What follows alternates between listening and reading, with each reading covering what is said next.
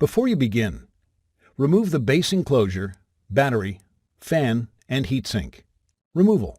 Disconnect the power button ribbon cable from its ZIF connector on the USB board. Remove the two P1 Phillips head screws that secure the USB board to the top cover. Carefully lift the USB board up, off of its alignment pins, and out of its cutout on the top cover. Replacement. Place the USB board over its alignment pins and push it gently into its cutout on the top cover. Replace the two P1 Phillips head screws that secure the USB board to the top cover. Connect the power button ribbon cable to its ZIF connector on the USB board. Thanks for watching. Please click subscribe for more videos and weekly updates.